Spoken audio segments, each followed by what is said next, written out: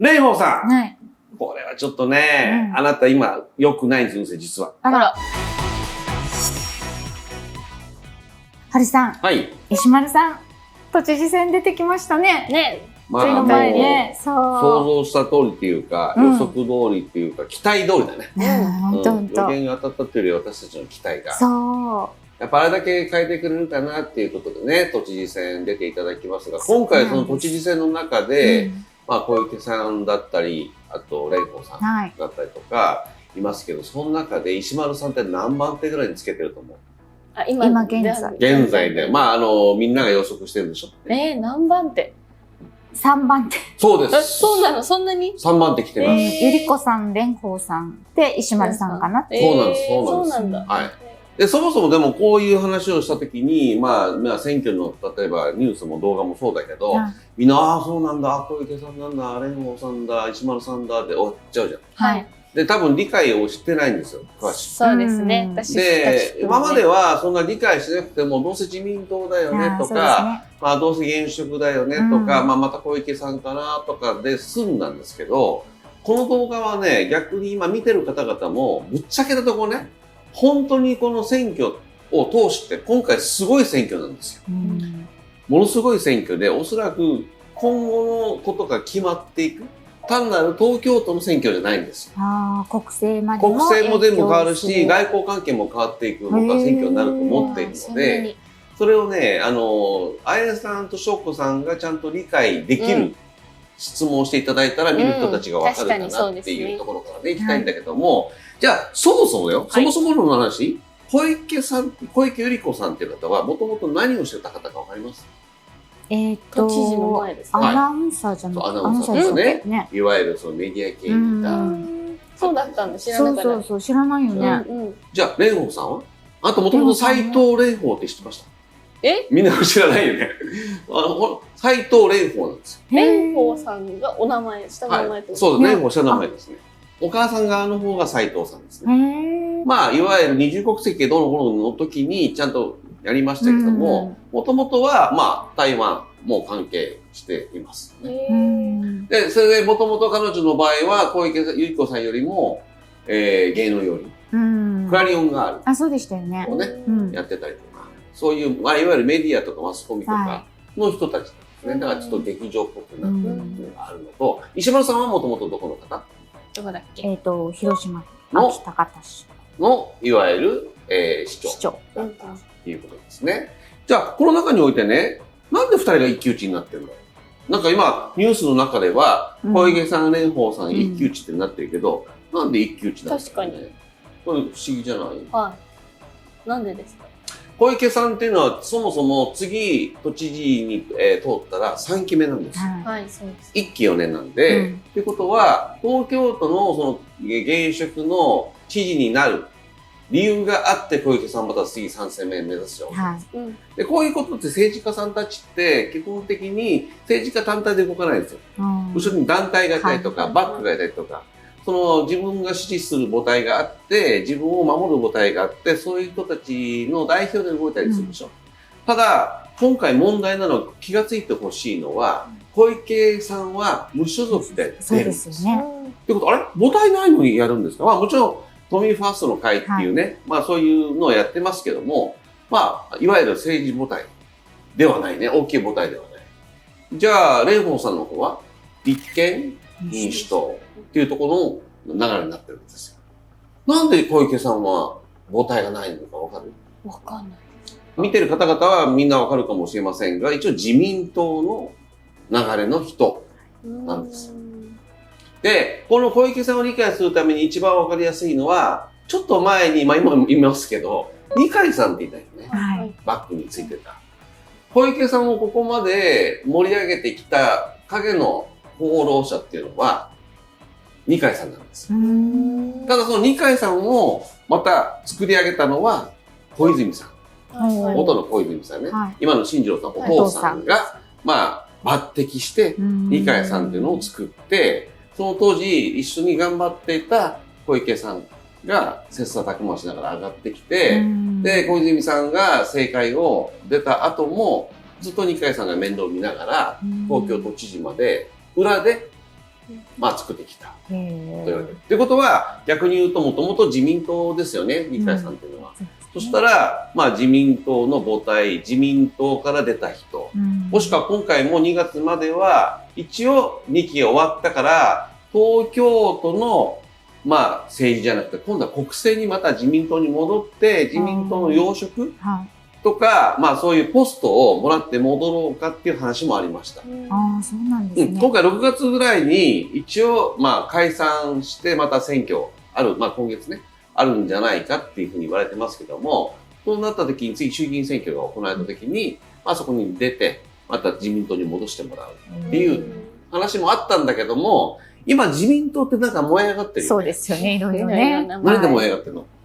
お金の。政治と金の問題ね。まあ裏金って言い方はしない。政治と金の問題で、ちょっと揉めてるんですけども、政治家がいわゆるその、政治資金の帳簿にこれ何に使いますということを記載しないでやるものを全部裏金ってされちゃうんだけども、今まではそういうことが主要な政治家たちはみんなやってたって言い方良くないけども、まあ普通に暗黙にしてたものが、今回全部それが明るみに出てしまって、自民党の今の大物の人たちが全部叩かれちゃったんですよ。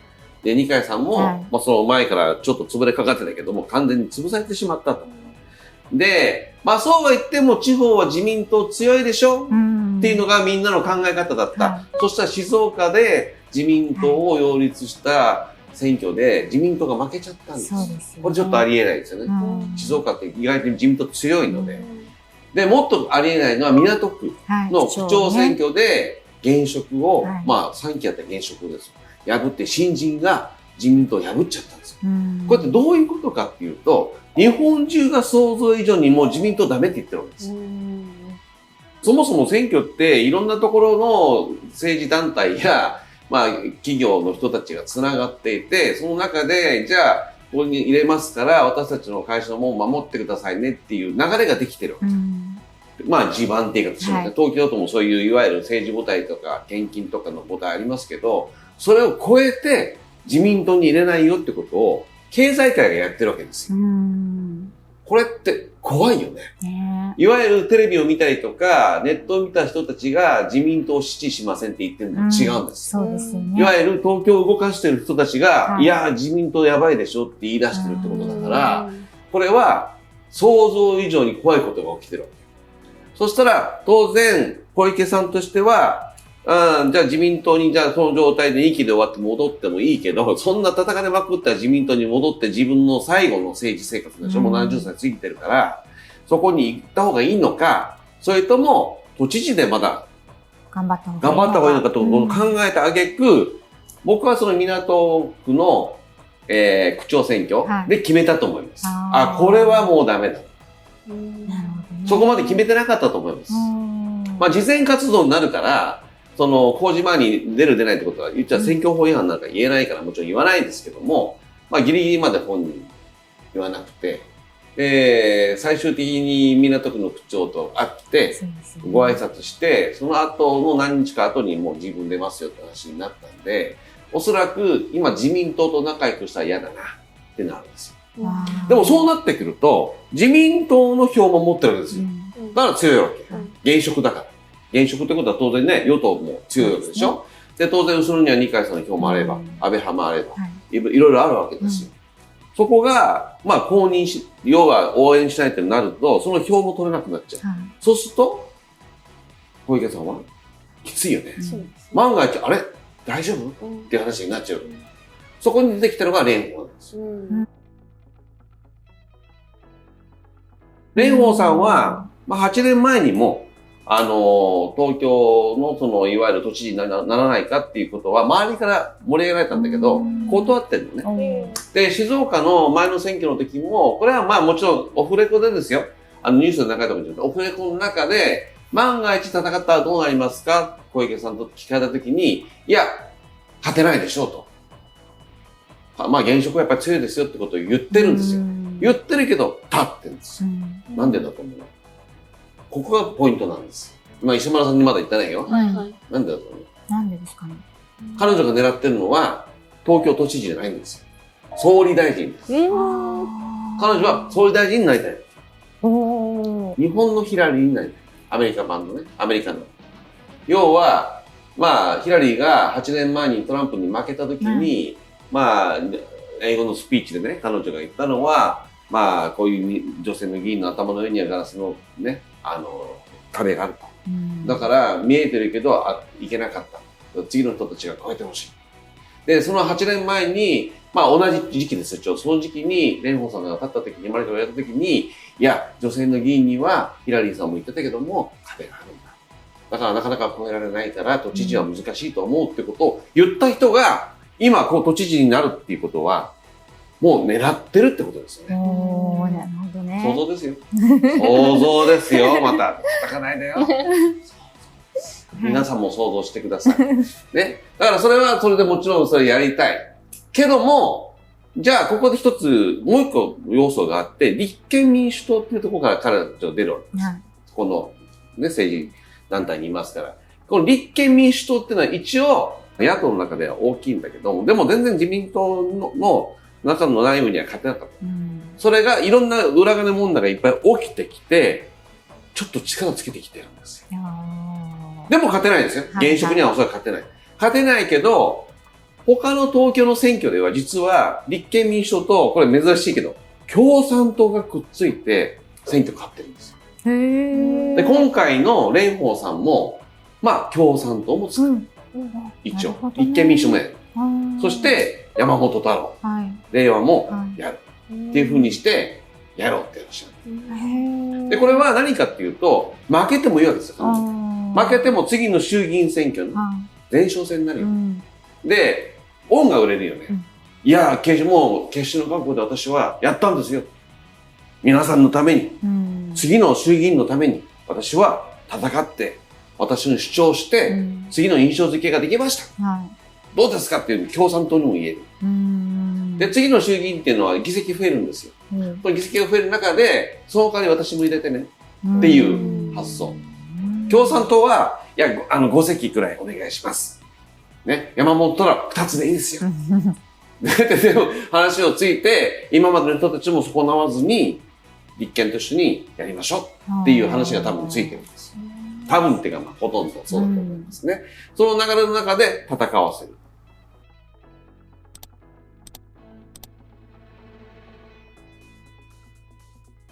問題は、じゃあなんで石丸さんがここに出てきたか。なんでだと思う？この中でいろんな政党が動いてるけど、立憲民主党、自民党、ね、令和の党とか出てきたけども、一つよく聞く名前で聞かない党がいません？聞かない。維新の会ってある、はい。維新の会母体がどこかわかりますか？大阪なんです。大阪。で、大阪は橋本さんがいるよね。橋本さんが、俺と似てるな、この人いいなって言ったのが石丸さんなんです。もちろん石丸さん無所属ですよ。だけど、僕は、維新の会は、どっかで石丸さんは応援してると思います。もちろん、確認団体にもなってないし、政治的には応援はできない。けど、ここで石丸が頑張ってくれたら、多分維新は一気に石丸さん行くと思います。なぜか。だって若い広島いわゆる関西圏ではないけど、近くから出てきてるし、考え方ややり方も似てる。で、今維新の会が一番やりたいのは、自民党とくっついたりとか、いわゆる連立しないでしょ？連立しないのは何かっていうと、維新だから。明治維新の維新だからね。その維新の人たちが、今までの新自由クラブとか、ね、先駆けとか、ああいう人たちみたいに入ってきて自民党に吸収されたら、何の意味もないじゃん。俺たちはあくまで維新として、いわゆる与党に対して物申すをやると。他の野党みたいな反対をするわけじゃないと。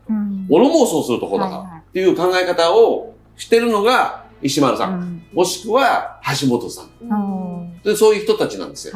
そういう人たちの考え方が一致してるから、やはり応援したい。これある。あとやっぱ維新の考え方としては大阪。大阪をやっぱり大阪都にしたいんですよ。都構想があるからね。でも今まで2回、まあ、いわゆる住民投票して負けてるんですね。で、次3回目があるかどうかって話なんだけども、この住民投票もそもそもおかしいんだよ。大阪市と大阪府をくっつけようとしてるわけじゃん。だけど、投票してるのは大阪市だけなんです。府はやらないわけです。なぜかというと、まあ、大阪市でこれ合併するけど大丈夫？どうするっていう質問だから、大阪市に聞いてるって考え方。で、これおかしいよね。政策的におかしい。だってそれはなぜかというと、大阪市と大阪府くっついちゃったら、全部が税金をお互いにやり合っていくところだから、そう考えていったら、じゃあこれは間違いなく大阪府も参加しなきゃいけない。でもそれはずっと話し合いをして構造を変えようとしてるけど、通らないわけ。それ橋本さん諦めてたね。でもこういう、いわゆる石丸さんみたいなのが出てきて、東京である程度票を取ったり、国政に行ったりとかすると、やりやすくなる。そうですね。だから今、維新は結局擁立してるんですよ、今の段階で。今日の段階でも、まだ擁立してない。ということはどういうことかっていうと、万が一、この立憲民主が票を取り始める。で、与党が減る。そこに対して、じゃあ、公明党はそもそも応援してるけども、維新がどこにつくかによって、政権が変わったら面白いよね。そうですね。っていう考え方もある。だから今すごい勢いでお互いに腹を探り合いしてるのが今回の都知事選なんです。間違いなく僕は7割か8割ぐらいは小池さんが取ると思います。現職だから。どこまで行っても。それは公明党としても今小池さん支持してるし。で、小池さんに負けちゃうと、公明党は公明党で支持母体の創価学会の代表の方亡くなられてますから、今はすごく団体も弱くなってる。そういう段階で、じゃあ応援して、政治の方も弱くなっちゃったら、一気に求心力がなくなるから怖い。だから公明党としても負けてほしくない。だから頑張りたい。自民党としても地方で惨敗してるから、東京で名目を取り戻したい。で、名目を取り戻した人をまた国政に戻したい。そのことによって、うまく選挙をごまかしたい。っていう考え方があるわけです。もう岸田さんダメだからね。おそらくね。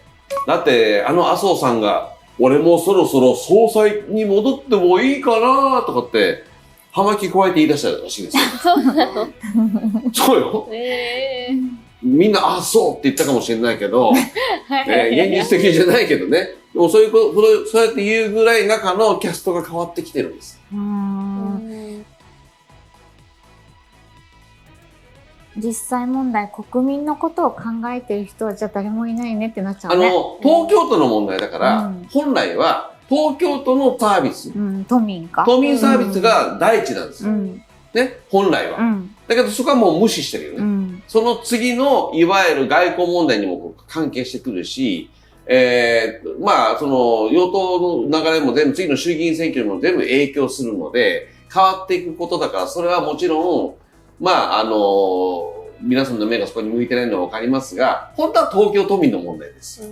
もう出生率が1を割って 0.9 ですから。東京はね。でもそれはもう一応ワーストになってるわけです。で、今1400万人いるの、東京ってね。その中で面白いのはね、まあ、地方から1日で300万人移動するんですよ。出たり入ったりして。すごいね。そういうとこで、お金はまあまあある。だけど高齢化は激しい。で、都民サービスは多岐にわたってどんどん複雑になってる。で、なおかつ出生率が落ちる。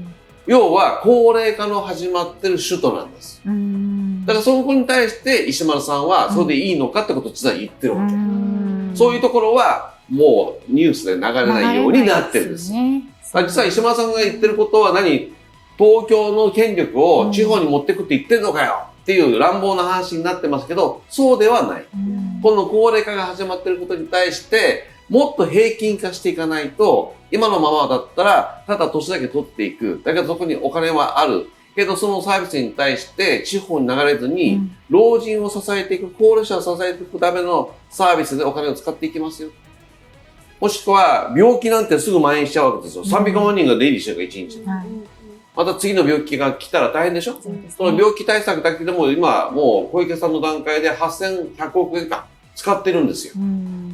そういう状況が東京だから、果たしてそういうふうにしてることがいいのか、それとも今お金のない地方の自治体も含めて、この東京に一極集中をどうにかしたらどうなのかっていうのが石丸さんの考え方です。まあ僕としてはね、その石丸さんの考え方いいと思うし、やっぱり名古屋、大阪がどうしても東京に追随できないのは、やはりなんだかんだ言って東京の役人さん、政治が強いんで、例えば大村知事なんかでも、前3取ったの分かる？大阪と名古屋と組んで東京にどうにかしようとしたら菅さんが出てきて、おいって怒った話があるんだ。知らないかな、二度と大村さんがもう東京に来てないっていう、まあ、ゴニョゴニョゴニョって言ってますよ。全部言いませんから。まあ、いろいろそのぐらい東京ってね、主張が強いんですよ。だから、いろんな面で僕らが考えるよりも東京ファーストで、都民ファーストじゃなくて、地方から見れば東京ファーストになっちゃう。だから、その東京が逆に、若者も多くて、お金がもっと回す力があればいいけど、まあ、人間で言えば心臓が弱っちゃってるでしょ。そういう状況で国大丈夫ですかっていうのが石丸さんの考え方だから、そういうところを皆さんがもっと分かったわけでね。そうですよね。なんかそろそろね、本当に新しい風を入れていかないとね。いけないと思いますね。時代ですよね。もうお年寄りなんでみんなね。なんだかんだ言っても自民党が強いだろうっていうみんな考え方してますけど、ではないんですよね。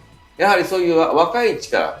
で、政界財界も、もう今のこの、いわゆる、まあ、目黒もそうだったけども、港区もそう、静岡もそうだけども、ノーってはっきり言うようになってきてるわけだから、いや、古い政治家にみんな追いかけているわけじゃない。古い利権に追いかけているわけじゃなくて、このままじゃダメだよ。みんなで変わろうねってことは、まあ、いわゆる経済界も動いてるわけだから、僕は今回のその選挙っていうのは重要だなっていうふうに思ってますね。本当に大事ですよね。でも本当に石丸さんがね、こう出るっていうことによって、選挙に行かないって言ってた方々が、今年は行ってみようっていう気持ちになられてる方も多いって聞きますからね。それだけでもね、ものすごい影響力がね、ありますし。はい。まあ、ここまでは皆さん政治の話で、あったはるさん、政治のね、なんかその解説員みたいなことしてって言う人いますけど。そんなこと言うんですか？いますよ。ちょっと読んでるからコメント。そうなんだ。顔に傷ついてる。優しいコメントをね、お願いしますね。で、それでね、私のやっぱ特性がじゃないですか。統計学もわかるし、ちょっとね、じゃあどうなんだっていう。チックでしょ？実際ね。ちょっと正確な話までさせて。小池さんはやはりね、ボスタイプですよ。動物で言うとライオンですね。ガチッと。最後まで攻撃せず。ラスボスっぽくない？構えて。顔はニコッと笑いながら。何か質問されても、はぐらかし方が遠回しに。うまいですよね。あなたの遠回しに行ってずーっと埼玉県まで行って、千葉県まで行って、東京に戻って見せかけて、神奈川に行く感じです。うまい。うまいですよね。そう。人に帰ってこない。で、蓮舫さん。すごくいい人ですけど、浅いかな。統計学的に見ると広く浅い人。なるほど。深く考えきれない。勢いでいきやすい。でも若い方がちょっとコメントしてるのをなんか聞いたことがあって、蓮舫さんはとにかく映えやすい。このメディアで。映えやすいから、若い人でもちょっとすごく興味を引きやすい方であるっていうのは、ものすごく強いですよね。僕、一個選んですよ。ってことは、あとやっぱり3年4年の間で国政の真ん中に来て、もしくは総理大臣なんかなったら、これイギリスに次いで、女性、総理大臣、ね、サッチャーに次いで、ね、鉄の女、こっちは竹の女ですよ。竹も強いよ。柔軟性があるから。鉄は穴開いちゃうけど、竹は柔軟性あるからね。それになってほしいよね。そして石丸さん。石丸さんはね、頑固なんですよ。頑固なんだ。もう頑固です。一回こうだと、いや、頑固ってのは頑固じじいじゃない。良い意味の。良い意味の、意志が強くて潔癖なんで、こうするって決めたら、ズダンって言ってしまう。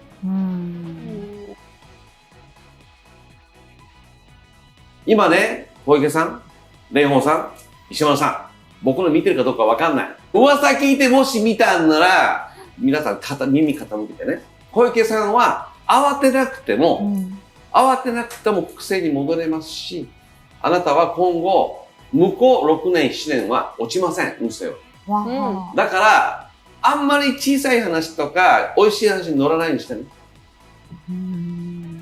アドバイス。蓮舫さん。これはちょっとね、あなた今、良くないんです、運勢、実は。良くない。振り回されてる感あるよ。ちょっとある。だから発言気をつけた方がいい。発言。ね。そこだけ気をつけてください。あなたの持ってるその情報収集能力とかね、いろんな人に対するそのコミュニケーション能力ってすごいと思ってるんですよ。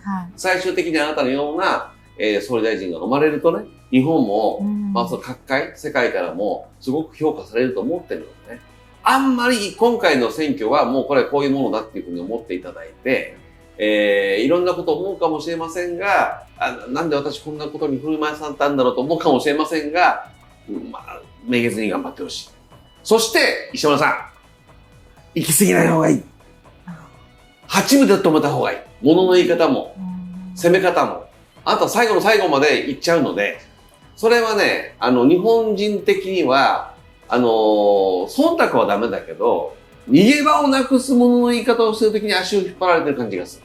言ってることは全て合ってるし、頭もすごくもちろんいい方だし、よくお勉強してますけど、相手に対して物を言うときのえぐり方が極論まで言ってる感じが残念な感じがする。性格は変わんないからね、そのままでいいんですよ。物の言い方だけ、腹8分。東京腹6分ですからね、ちなみに。腹8分でいいと思います。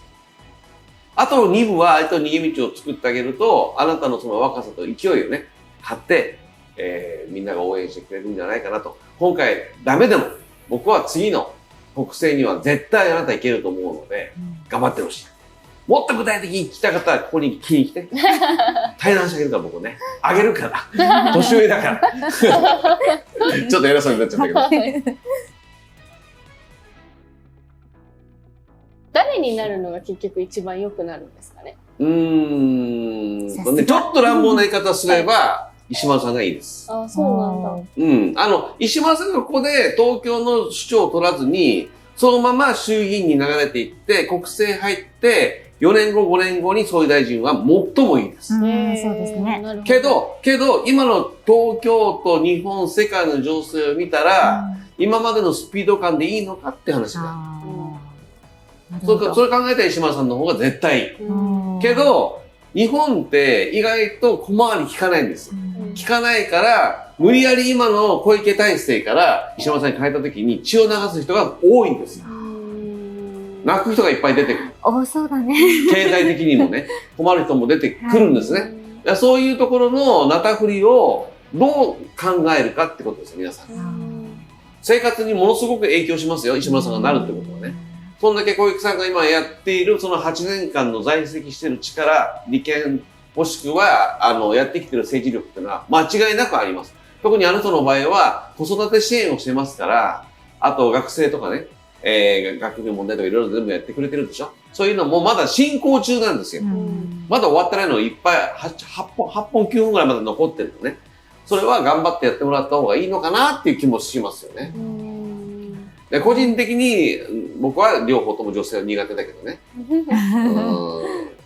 ジョコさんどうでした？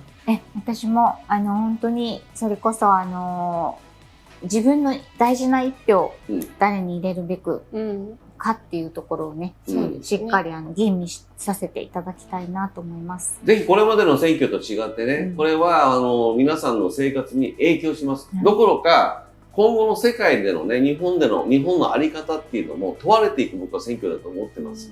僕の言ってることは、もちろんこの時間内で喋ってますから断片になってますけども、気になるワードを自分でどんどん検索をかけてって、調べてみてください。僕が喋ってる内容っていうのは検索しやすいようなワードをいっぱい出してます。